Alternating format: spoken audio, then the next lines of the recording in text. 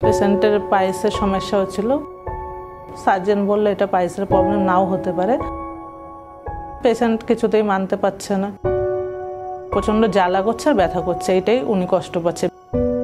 আমার নাম সোমা পাল, পেশেন্টের নাম উজ্জ্বলী বিশ্বাস, বয়স 55। পেশেন্টের পাইলসের সমস্যা হচ্ছিল, প্রচণ্ড ব্লিডিং হচ্ছিল। ব্লিডিং হতে হতে সবাই পাইলস করে করে আমরা ওইটাই ভেবে চিকিৎসা করছিলাম।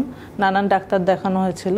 দেখানোর পরে পেশেন্ট যখন সার্জন দেখানো হলো, সার্জন বললে এটা পাইলসের প্রবলেম নাও হতে পারে। উনি এইসব কোনোস্কপি টপি লিখলো, লেখার পরে ওনার বায়োপসি হলো। এখানে থেকেই বায়োপসি হওয়ার পরে বায়োপসিতে পজিটিভ আসলো। পজিটিভ আসার পরেও 2-3 জায়গায় দেখানো হলো। সেখান থেকে তারা ডাক্তারের পরামর্শ দিল, ওটি করার পরামর্শ দিল। পেশেন্ট কিছুতেই মানতে পারছে না। আমি যদি মরেও যে আমাকে এই ইসে করবি না, তোরা ওটি করবি না, তাতে আমার যা হয় হবে, এটাই ওনার একই বক্তব্য। আমাকে কাটাছিড়া করবি না, এটাই বলছে। তারপর কি করবে, এছাড়া এইসব সার্জনের কাছে গেলে তো ওনারা বলবেই ওটি করতে হবে।